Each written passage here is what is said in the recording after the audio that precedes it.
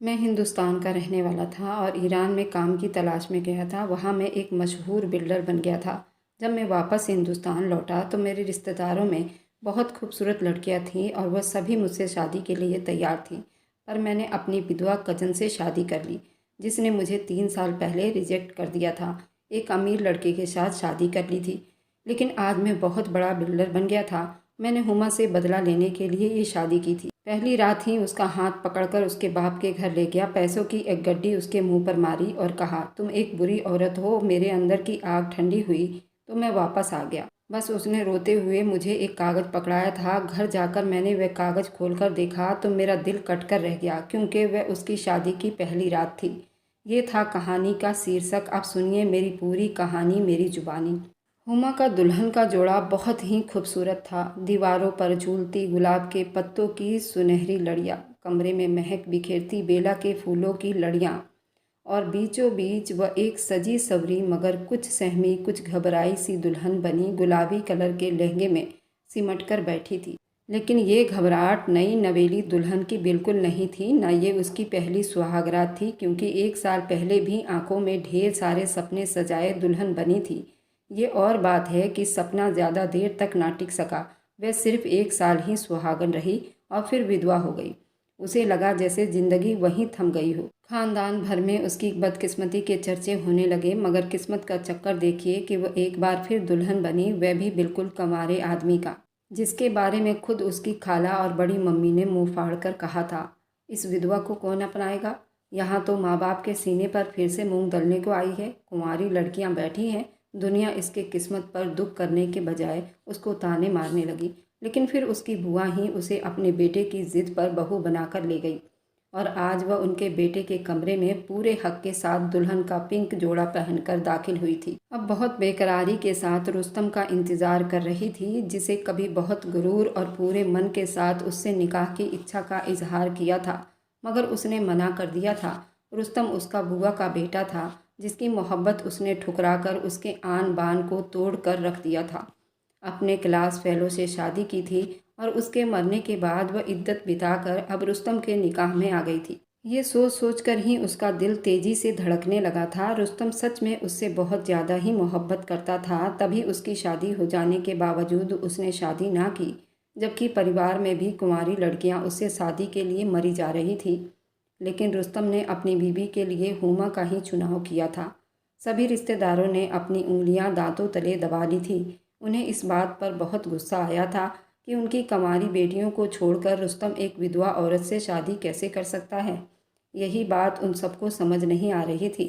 वहाँ उसकी बुआ भी अंगारों पर लौट रही थी। उनकी दिली इच्छा थी कि वह अपनी बहन की बेटी को रुस्तम के निकाह में लाती, मगर रुस्तम के फैसले ने सबके अरमानों पर पानी फेर दिया था। हुमा के विधवा हो जाने के बाद उसको मनहूस का खिताब दे दिया गया था। वहाँ पर अब उसे जादूगरनी भी कहा जाने लगा था। जरूर उसने कुछ न कुछ गोलमाल किया है, रुस्तम को पटाया है, जो उसकी मोहब्बत में इतना पागल हो चुका है। एक ऐसी लड़की को अपना जीवन साथी बनाने जा रहा है, जो न सिर्फ विधवा हो चुकी है बल्कि उसकी मोहब्बत को भी ठुकराकर एक अमीर लड़के का चुनाव कर बैठी थी। मगर रुस्तम ने इन सारे कड़वी बातों को एक कान से सुनकर दूसरे कान से निकाल दिया। अब रुस्तम के मोहब्बत का पागलपन का सोचकर हुमा पर एक अजीब सी बेखुदी सवार हो गई थी। आंखों में रुस्तम की मोहब्बत का नशा हिलकोरे मारने लगा था। शर्म से उसकी पलकें कांपने लगी। वह आदमी जिसकी मर्दानगी का चर्चा सिर्फ रिश्तेदारों में नहीं था, बल्कि जो भी उसे एक नज़र देख लेता वह वहीं रुक जाता। ऊंचा लंबा कद, जैसे कुदरत ने फुर्सत से उसे बनाया हो। 6 फीट से ऊंचा कद, चौड़ा सीना, मजबूत बाजू, जैसे कोई आर्मी का जवान हो। उसका चौड़ा सीना देखकर ही दिल मचल जाता था। सब लड़कियां बेकाबू उसके सीने पर सर रखने को मरी जा रही थी। उसका गोरा बदन एक जादू था, जो उसे देखता बस देखता ही रह जाता था। किसी नेवी के जवान जैसा दिखता था। हवेली में चलता हर नज़र उसे देखते रह जाती थी। उसका मर्दाना शरीर के साथ उसका रोब उसे अलग इंसान बनाता था। जब भी वह किसी लड़की के आसपास से जाता, उनकी सांसें तेज हो जाती। हर लड़की के सपने में सफ़ेद घोड़े पर बैठकर आने वाला राजकुमार हुमा का पति, और ये तस्वर किए उसका खुशी से जान निकला जा रहा था। रुस्तम को बराबर पिछले 1.5 घंटे से सोचते सोचते मदहोश हुए जा रही थी। उसका बस नहीं चल रहा था वह खुद ही उसके कमरे से निकलकर रुस्तम की बाहों में समा जाए। उससे अब इंतज़ार नहीं हो रहा था। वह एक एक घड़ी गिन गिन कर काटने लगी थी, लेकिन ये कैसा महबूब था जो उसे इंतज़ार की सूली पर चढ़ाकर शायद उसके तड़पने का मज़ा लेना चाह रहा था। आ जाए एक बार, फिर मैं भी उसको उसके इंतज़ार का मज़ा चखाऊंगी। उसने बहुत जज्बातों में बहकर सोचा और फिर कमर सीधी करने के लिए बेड से टेक लगा ली। उसके इंतज़ार में 2 घंटे से इसी तरह बोझ बना बना कर बैठी हुई थी। उसने घूंघट उठाकर रखा था। वह चाहती थी रुस्तम कमरे में दाखिल हो, उसके चेहरे पर निगाह पड़ते ही वह पागल हो जाए, क्योंकि आज उस पर खूब रंग चढ़ा हुआ था। उसकी सफ़ेद कलाइयाँ मेहंदी तक डूबी हुई थी, जिन पर रुस्तम का नाम लिखा था। वह नाम जो आज उसकी पहचान थी। उसने एक नज़र अपनी उंगली पर चमकते अंगूठी को देखा, जो निकाह के वक्त रुस्तम ने अपने हाथों से पहनाई थी। वह पल याद आते ही उसका दिल एक अनजानी सी गुदगुदी से भर गया। उसे अचानक रुस्तम के हाथों की पकड़ याद आई तो वह शर्म से दुगनी हो गई। उसे रुस्तम की ये पकड़ बिल्कुल बुरी नहीं लगी। वह उसका प्यार महसूस करके उंगली में अंगूठी को घुमाने लगी। वह सोच भी नहीं सकती थी कि रुस्तम उसकी मोहब्बत में अब भी कितना बेकरार था, कि सारे ज़माने से लड़कर उसका पति बन जाएगा। उसे याद था जब वे दोनों जवान हो रहे थे तो रुस्तम की नज़रें हमेशा उस पर टिकी रहती। वह नज़रें हुमा महसूस करती थी, हक जताने का दावा था। वह कभी कभी उन नज़रों से उलझ जाती थी, मगर आज वह उसका मुकद्दर बन चुका था। उसकी नज़रें कभी झुक जाती, कभी बेअख्तियार दरवाजे की तरफ उठ जाती। वह घड़ी करीब था। वह जानती थी रुस्तम आ जाएगा, दरवाज़ा खुलेगा और उसका नया सफ़र शुरू होगा। दिल में धड़कनें तेज हो रही थी, जैसे हर धड़कन उसका नाम बुला रही हो। उसे अचानक याद आया जब आज शाम रुस्तम ने निकाह के बाद उसके तरफ अजीब मुस्कुराहट से देखा था। वह उलझ गई। वह नज़रें एक पल में जैसे उसके दिल की दीवारों को हिला गई थी। गहरी बेहद काली आंखें जब उस पर उठी तो हुमा ने बेअख्तियार पलकें झुका ली थी, मगर उसके बाद वो पूरी महफिल में अपने पति की मौजूदगी को महसूस करती रही। रुस्तम का वजूद, उसका चुपके चुपके देखना, उसके करीब आने का उसकी सांसों का शोर उसका दिल बेकरार कर रहा था। उसने अपने निचले होंठों को दांतों में दबा लिया, जैसे खुद पर सुकून रखने की कोशिश कर रही हो। गोद में रखे उसके अपने हाथों की उंगलियां बार बार एक दूसरे के साथ उलझ रही थीं, आंखें झुकी हुई थी। अचानक दरवाजे के हैंडल पर कोई आवाज़ हुआ। हुमा का दिल एक पल को कांप उठा था। रुस्तम होगा, इस ख्याल से ही उसकी धड़कनें तेज हो गई। दरवाज़ा खुलते ही रुस्तम अंदर आया। उसने आंखें बंद कर ली, मगर कदमों की आहट पर अपने करीब आता देखकर उसके बदन में एक कपकपी सवार हो गई थी। वह खुद को संभालने की कोशिश में थी, लेकिन रोमांस भरी मदहोशी के बोझ ने उसके कंधे झुका दिए थे। वह खुद को हौसला दे रही थी। दिल में अजीब सा तूफान था, लेकिन चेहरे से कुछ जाहिर नहीं हुआ। वह पूरी कोशिश कर रही थी। उसने अपना सर और ज़्यादा झुका लिया, पर उसका कान रुस्तम की सांसों की सरसराहट सुनने को बेताब थी। वह इंतज़ार कर रही थी किसी नरम शब्द का, किसी प्यार के शब्द का, लेकिन रुस्तम की आवाज़ जहर में डूबी तलवार की तरह गूंजी।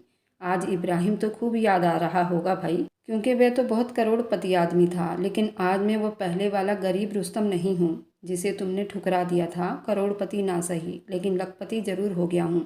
तभी मेरा हाथ थामने में तुमने देरी नहीं की। वैसे तुम बहुत मतलबी लड़की हो। हुमा ने बड़ी हैरानी से निगाह उठाकर रुस्तम के चेहरे की तरफ देखा। एक अजीब सी मुस्कुराहट थी, मगर उस पल उसे उस मुस्कुराहट का मतलब अलग लग रहा था। ऐसे क्या देख रही हो? क्या मैंने तुमसे गलत कहा? वह गुस्से में मुस्कुराकर बोला तो हुमा के जिस्म में एक झटका सा हुआ। रुस्तम ये अंदाज़ा देखकर उसके रोंगटे खड़े हो गए। उसने निगाह चुरा ली। तुम्हारा ये शर्माता हुआ अंदाज, ये झुकी हुई नज़रें कभी दिल पर वार करती थी, मगर दौलत की भूखी अब मुझे बेवकूफ़ नहीं बना सकती हो हुमा। हुमा का सांस अटक गया था। रुस्तम का ऐसे गुस्से वाला चेहरा उसका होश उड़ाकर रख दिए थे। वह धीरे से सीधी हुई और बैठ के सर से टेक लगाकर बैठ गई।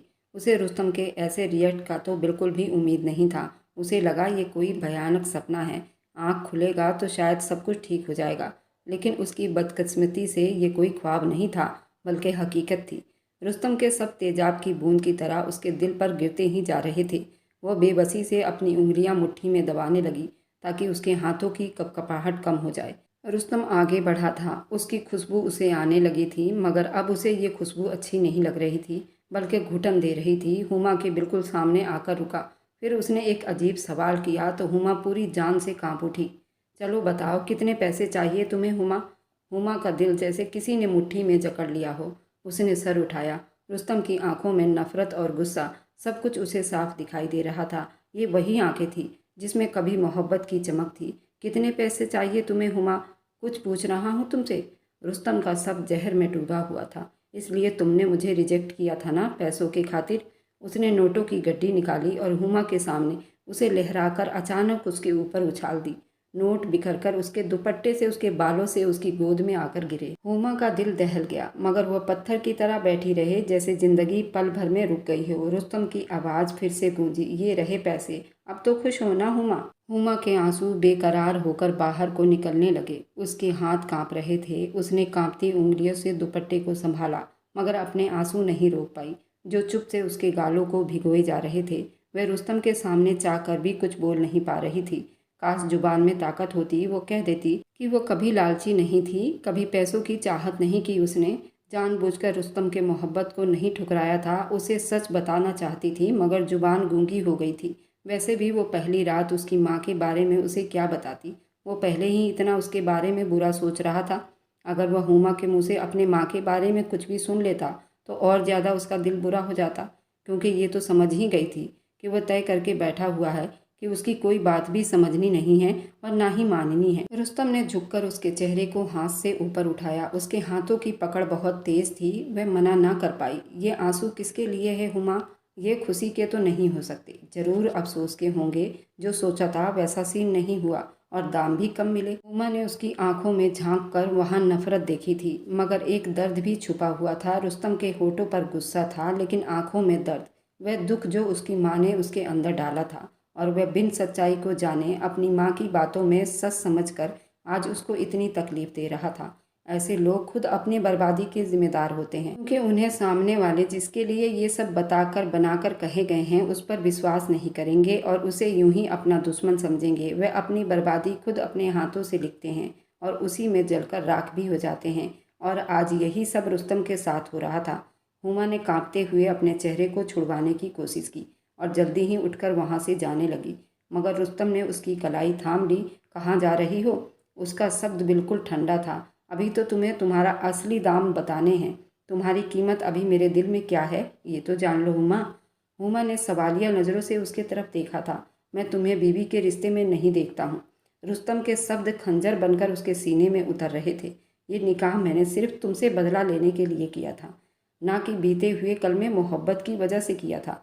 जितना दुख उस दिन मुझे हुआ था, उससे कहीं ज़्यादा दुख तुम्हें आज मैं देने वाला हूँ। और उसका यही तरीका मुझे नज़र आया, और देखो मैं जीत गया हूँ और तुम मेरे करीब आ गई हो। वह किसी दीवानी की तरह हंसने लगा। तुमने क्या सोचा था फिर से तुम्हें एक लखपति आदमी नसीब हो जाएगा जिसके जरिए तुम अपनी मनचाही ख्वाहिश को पूरा करोगी? तो ये तुम्हारी गलतफहमी है। आज से भूल जाओ अपने सारे ऐशो आराम को, और सबसे बढ़कर ये बात दिमाग में बैठा लो, तुम मेरी बीवी नहीं बल्कि एक तवायफ हो। हुमा के मुंह से ये शब्द टूट कर निकले। ये कैसी बातें कर रहे हैं? हमारा निकाह हुआ है और इस हिसाब से मैं आपकी बीवी हूँ, कोई तवायफ नहीं हूँ। होश में आइए। आप मुझे इन नाम से नहीं बुला सकते। जैसी औकात है वैसे ही हैसियत दूंगा ना मैडम। जिस तरह एक तवायफ जब दिल खुश करती है तो फिर पैसे लेती है, बिल्कुल वैसे ही जब तुम मुझे खुश कर दोगी तो तुम्हें और भी रकम दी जाएगी। ये सुनकर हुमा का जिस्म कांप उठा था। फिर न जाने कहाँ से हौसला आया कि उसके कांपते हाथ उठे और एक जोरदार थप्पड़ रुस्तम के चेहरे पर जड़ दिया और कमरे में चुप्पी छा गई। अब उन दोनों के सिर्फ सांसों की आवाज़ गूंज रही थी। रुस्तम ने धीरे से गाल पर हाथ रखकर हैरानी से हुमा की तरफ देखा, फिर अपना हाथ चेहरे से हटाकर अपनी गर्दन को दाएं घुमाकर उसकी बाहों को झटक दिया। आंखों में इस तरह आग जैसे तड़प थी। हुमा 2 कदम पीछे हटी, उसका सांस फूल रहा था। मैं तवायफ नहीं हूँ रुस्तम। अगर तुम मुझे उस नीयत से ब्याह कर लाए हो तो याद रखो तुम अपने और मेरे रिश्ते की गलत बुनियाद डाल रहे हो। वह चीख कर बोली थी, लेकिन रुस्तम को देखकर ऐसे लग रहा था जैसे वह उसकी कुछ सुन ही नहीं रहा हो। उसकी आंखें रुस्तम के चेहरे पर जमी हुई थी, जहाँ थप्पड़ का निशान नजर आ रहा था, मगर रुस्तम की गहरी काली आंखें लाल हो गई थी। वह पलक झपकना भूल गई थी। ये मैंने क्या कर दिया? उसे पछतावा होने लगा। बैठे बिठाए आखिर ये क्या हो गया? उसके दिल में अचानक ये ख्याल आया कि उसे रुस्तम से माफ़ी मांग लेनी चाहिए। इससे पहले कि वह उसके तरफ बढ़ती, रुस्तम के हाथों की पकड़ और तेज हो गई। उसे अपने बाजू में महसूस हुई। उससे पहले कि वह कुछ समझती, रुस्तम उसे खींचता हुआ दरवाजे की तरफ ले जाने लगा। वह जैसे ही होश में आ गई, आखिर मुझे कमरे से बाहर क्यों लेकर जा रहे हो? मेहमानों से घर भरा हुआ है। ऐसे में अगर इस हाल में कमरे से बाहर आई और अगर किसी ने उसे देख लिया तो क्या होगा। ये सोचते ही उसने हिम्मत की और रास्ते में आने वाले सोफे को पकड़ने की कोशिश की, मगर रुस्तम किसी आंधी तूफान की तरह उसे अपने साथ खींचता हुआ दरवाजे तक ले गया था। वह एकदम चीख कर बोली, छोड़ दो मुझे रुस्तम, क्या कर रहे हो, कहाँ लेकर जा रहे हो। उसके शब्द कांप रहे थे, आवाज़ शर्मिंदगी और दर्द में डूबी हुई थी, मगर रुस्तम तो जैसे आग बबूला हो रहा था। वह उसे खींचता हुआ दरवाजे से बाहर लाया, मगर एक शब्द भी उसने मुंह से कुछ नहीं निकाला। हुमा उसके तेज तेज कदमों के साथ घसीटती चली जा रही थी। उसका बाजू रुस्तम के पकड़ में था। वह दर्द से बिलक रही थी, सुन्न हो रही थी। उसने जो ही कमरे का दरवाज़ा खोला तो वह एकदम डर में होकर बोली, रुस्तम देखो, मेहमान सारे बाहर हैं, कोई देख लेगा हमें।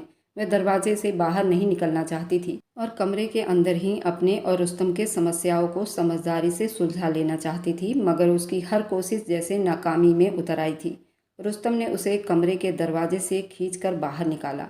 अब अपने साथ लिए हुए सीढ़ियों के तरफ बढ़ने लगा, लेकिन वह घबराहट में बार बार पीछे पलटकर देखती थी। उसका सांस फूल रहा था। शादी का घर था, अंदर से हंसी मजाक की बातों की आवाज़ आ रही थी। कोई भी दरवाज़ा खोल सकता था, कोई भी बाहर निकल सकता था, लेकिन रुस्तम को कोई परवाह नहीं था। वह अपने धुन में पत्थर से सख्त दिल के साथ उसे घसीटता हुआ कमरे से आंगन की तरफ लाया। हुमा का दिल हलक में ही अटक गया था। उसकी आंखें नमकीन पानियों से भरने लगी थी। उसे समझ नहीं आ रही थी कि रुस्तम उसे यहाँ पर क्यों लाया है। एकदम रुस्तम ने सख्त शब्दों में चौकीदार को गेट खोलने का हुक्म दिया और खुद घूमकर ड्राइविंग सीट के तरफ आया। हुमा ये सारी कार्रवाई अपने भीगे आंखों से देख रही थी और साथ ही साथ रुस्तम के दहकते गुस्से में रहम ढूंढने की कोशिश कर रही थी। रुस्तम ने गाड़ी स्टार्ट की और फिर गाड़ी के बाहर निकलकर उसके तरफ आया। बैठो, उसने बहुत गुस्से में कहा। हुमा की आंखें फैल गई। नहीं रुस्तम, मैं यहाँ से कहीं नहीं जा रही, प्लीज़ मुझे माफ़ कर दो। वह हाथ पैर जोड़ने लगी। रुस्तम ने गाड़ी का पिछला दरवाज़ा खोलकर उसे धक्का देने वाले अंदाज में गाड़ी के अंदर फेंक दिया। इतने जोर का धक्का दिया था कि वह औंधे मुंह जाकर सीट पर गिर गई। दुपट्टा कंधे से सरक गया। इस हमले ने उसके पैरों तले से जमीन खींच ली थी। रुस्तम ने उसके साइड का दरवाज़ा जोर से बंद किया, अगली सीट पर आकर बैठ गया। चौकीदार उन्हीं के तरफ देख रहा था। ये देखकर हुमा मारे घबराहट और शर्म के खून की घूंट पी रही थी। रुस्तम, इस वक्त मुझे कहाँ लेकर जा रहे हो, ये पूछते हुए वह रो रही थी। उसके दिल में डर था, मगर रुस्तम को जैसे वह चुप्पी सी लग गई थी। उसे लग रहा था जैसे वह किसी दीवार से बात कर रही हो।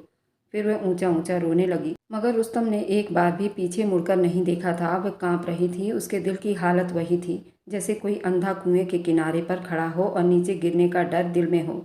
वह पलटकर बार बार दरवाजे को तक रही थी। शायद उसके रोने की आवाज़ उसके कानों में पड़े, शायद रुस्तम रुक जाए, मगर उसकी सारी उम्मीद दम तोड़ गई थी। जब रुस्तम ने गाड़ी गेट से बाहर निकाला, हुमा की आंखें सामने देख रही थी, लेकिन दिमाग अंधेरे में डूब चुका था। वह रोते हुए बैठी हुई थी। उसके कानों में रुस्तम का गुस्सा और उसकी नफरत गूंज रही थी।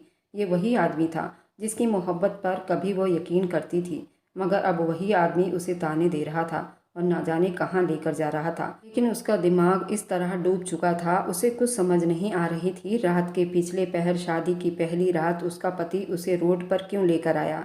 लेकिन जो ही गाड़ी ने ब्रेक लगाए वह चौंकी। गेट पर निगाह पड़ते ही उसकी आंखें फैल गई, क्योंकि ये उसके अपने ही माँ बाप का घर था, जहाँ से वह अभी कुछ घंटे पहले ही विदा होकर गई थी। गाड़ी की हेडलाइन में उसका घर रंग बिरंगी लड़ियों से सजा हुआ था। घर के अंदर से अभी तक मेहमानों की बोलने और ठहाकों की आवाज़ आ रही थी।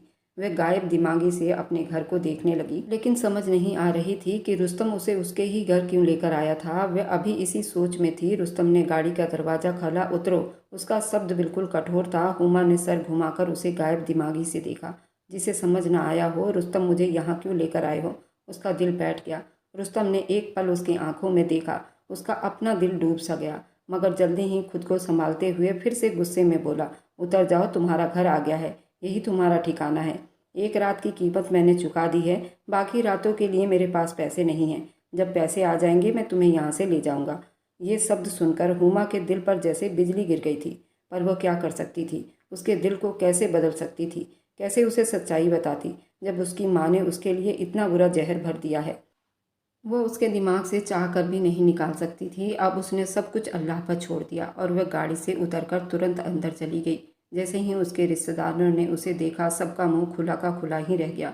माँ और बाप दोनों तड़प उठे। उसने सारी हकीकत अपने माँ बाप को बता दिया और कहा कि अगर तुम लोगों पर मैं बोझ हूँ तो मैं दोबारा इब्राहिम के घर चली जाऊँगी, क्योंकि वहाँ पर लोगों को समझा जाता है, लेकिन इब्राहिम तो इस दुनिया में नहीं है, लेकिन उसके माँ बाप मुझे समझते हैं।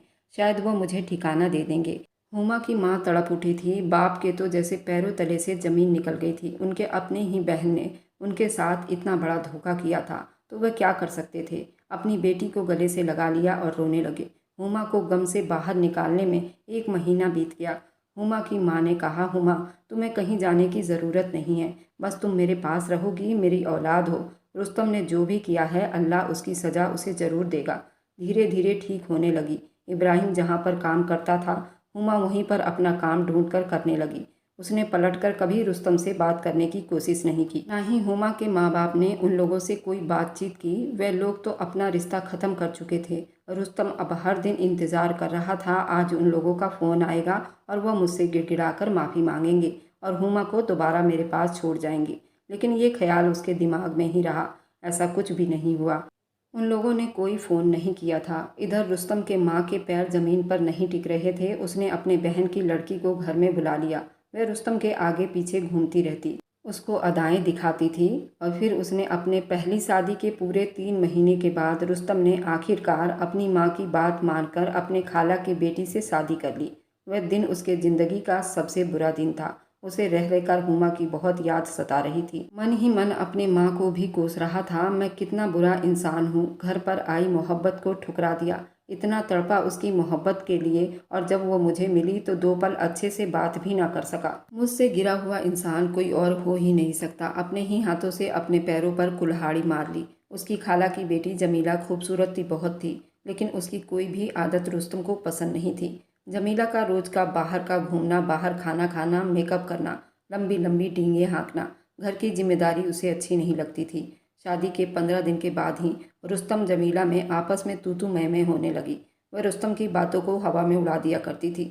बिन पूछे वह अपने घर चली जाती, और जब तक रुस्तम लेने ना जाता वह घर नहीं लौटती।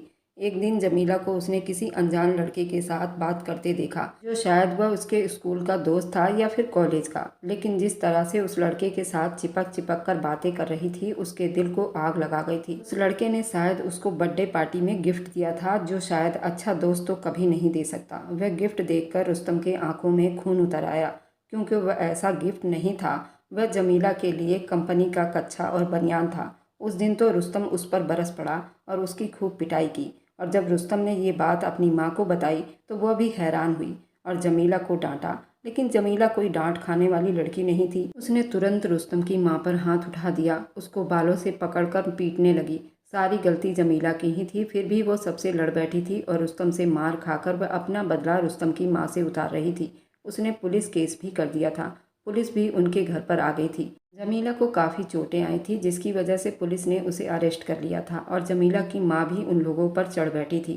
उसने इन लोगों पर दहेज केस भी कर दिया था, जबकि रुस्तम ने और रुस्तम की माँ ने 1 रुपये बिना दहेज लिए शादी की थी, बल्कि उसके लिए सोना भी 2-2.5 लाख का चढ़ाया था। भी जमीला के पास ही था। अब रुस्तम की माँ अपने बेटे के लिए तड़प उठी थी। वह तुरंत हुमा के घर गई, अपने भाई के पैरों में पड़ गई, सारा हाल सुनाया। हुमा तो अपने बाप और माँ को मना कर रही थी, हमें इस मामले में पड़ने की ज़रूरत नहीं। जब हमसे इन लोगों ने रिश्ता ही ख़त्म कर दिया है तो हम क्यों इन लोगों की ज़मानत लें। और जमीला की माँ भी तो तुम्हारी ही बहन है, आप किसके तरफ से बोलेंगे। बात तो हुमा की बिल्कुल ठीक थी, वो भला क्यों रुस्तम की ज़मानत लेते।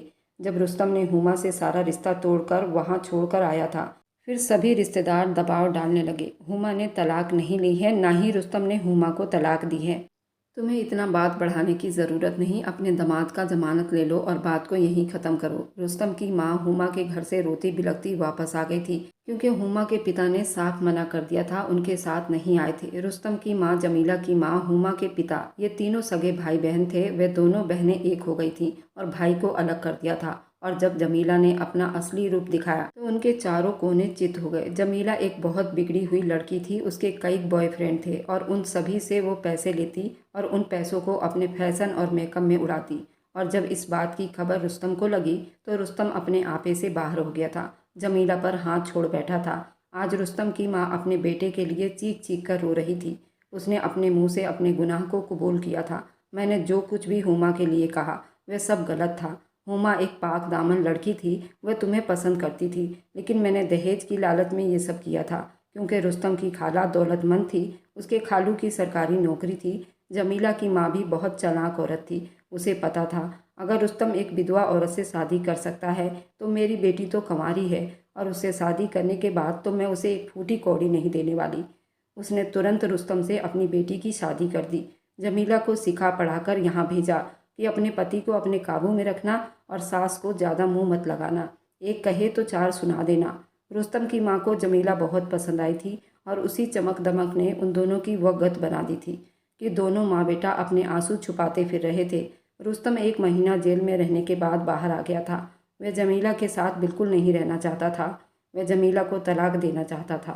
वह आते के साथ ही हुमा के घर गया और वहाँ हुमा के पैरों में गिरकर रोने लगा। हुमा, मैंने तुम पर इल्ज़ाम लगाया, तुम्हें बुरा भला कहा, सिर्फ माँ के कहने में मैंने ये सब किया था। उस गुनाह की सज़ा हमें मिल गई है, हमें माफ़ कर दो हुमा। जब तक तुम मुझे माफ़ नहीं करोगी मैं यहाँ से नहीं हिलूँगा और अनाज का एक दाना भी अपने मुंह में नहीं लूँगा। तुम्हें यहाँ छोड़ने के बाद हर उस रात को तड़पा हूँ। शायद तुम मुझे एक कॉल करो और मैं तुम्हें दौड़ कर लेने आ जाऊँ, लेकिन तुमने मुझे एक कॉल भी नहीं किया और उसी आग में जलता रहा। माँ ने मुझ पर प्रेशर डाला और मैंने जमीला से शादी कर ली और तुमसे इजाज़त भी नहीं लिया। मुझे तब भी लग रहा था जब मैं शादी करूँगा तो तुम वहाँ पर आओगी और मुझे ये शादी नहीं करने दोगी, लेकिन तुम उस दिन भी ना आई और मैं इस हाल तक पहुँच गया। शायद अल्लाह जो भी करता है वह सही करता है। मेरी आंख उस दिन खुली जब मैंने अपनी बीवी जमीला को दूसरे के बाहों में देखा। तब मुझे तड़प कर तुम याद आई और मैंने कहा जो मैंने किया था वही मुझे मिल रहा है। मैंने एक मासूम इंसान पर इल्ज़ाम लगाया। मुझे आंखों देखी ये सारा कुछ अपनी आंखों से देखने को मिल रहा था। वह भी मेरी बीवी मेरे सामने ही गुलछर्रे उड़ा रही थी। मुझे माफ़ कर दो हुमा, मुझे मेरे गुनाहों की सज़ा मिल गई है। मैं जब भी ड्यूटी जाता था मैं तुम्हारे घर के सामने से जाता था। कभी तो तुम मुझसे टकराओगी। अल्लाह की ऐसी करनी कि तुम मुझे कभी नहीं मिली। मैंने कई रिश्तेदारों से तुम्हारे बारे में पता किया। पता चला कि तुम जॉब कर रही हो जहाँ इब्राहिम जॉब करता था और तुम्हारी वहाँ पर बहुत इज्जत है। मैं तुम्हारे ड्यूटी पर भी गया था। दूर से तुम्हें देखता रहता था। तुम्हारे सामने जाने की मुझ में हिम्मत नहीं थी। तुम सच में एक पाक दामन औरत हो और इसकी गवाही मैं देता हूँ। मैं तुम्हें लेने आया हूँ और तुम्हें लिए बिना मैं नहीं जाऊँगा। अब आप लोग बताइए, क्या मुझे रुस्तम के साथ उसके घर जाना चाहिए और उसके साथ अपनी ज़िंदगी बितानी चाहिए या नहीं? मैं इसी तरह अपनी ज़िंदगी बिता लूँ, क्योंकि मुझे किसी चीज़ की कोई परवाह नहीं है। मेरी तनख्वाह भी अच्छी है, पर मेरे माँ बाप का कहना है अगर तुम्हारा पति तुम्हें लेने आया है तुम्हें उसके साथ जाना चाहिए, क्योंकि मेरी 2 बहनें छोटी हैं और उनकी शादी भी होनी है। वैसे उनकी शादी में तो कोई अड़चन नहीं आएगा, क्योंकि इब्राहिम के घर से मेरे दोनों बहनों के लिए रिश्ता आया है। इब्राहिम के घर वाले मुझे बहुत चाहते हैं। मेरी बहनों की शादी में तो कोई अड़चन नहीं आने वाली। खूबसूरत भी हैं और पढ़ी लिखी हैं और जॉब करती हैं। तो ये तो बेवकूफ़ी होगी कि मेरी बहन की वजह से मुझे अपना घर बसाना चाहिए। ऐसा कुछ भी नहीं है। अब आप लोग बताइए, मुझे रुस्तम के साथ जाना चाहिए। रुस्तम ने कहा है कि तुम जॉब करोगी, मुझे उससे कोई ऐतराज़ नहीं। और मेरी वीडियो आप लोग जहाँ कहीं से भी देखते हैं कमेंट में अपने शहर और राज्य का नाम ज़रूर बताइए। मुझे आप लोगों के कमेंट पढ़ने में बहुत बहुत आनंद आता है और उन सभी का मैं तहे दिल से धन्यवाद करना चाहती हूँ जो लोग मेरी वीडियो को देखते हैं, लाइक करते हैं और शेयर करते हैं। अगर आपको आज की कहानी पसंद आई है तो वीडियो को ज़रूर लाइक कर लीजिएगा और अपने दोस्तों के साथ शेयर भी कर लीजिएगा। और हाँ, अगर आपने अभी तक हमारे चैनल को सब्सक्राइब नहीं किया है तो ज़रूर जाकर सब्सक्राइब कर लें। मिलते हैं हम अपनी कल की एक और नई दिलचस्प कहानी के साथ। मुझ पर सदा अपना प्यार और स्नेह बनाए रखें। सभी को मेरा प्यार भरा नमस्कार दोस्तों। खुश रहें, स्वस्थ रहें, मस्त रहें।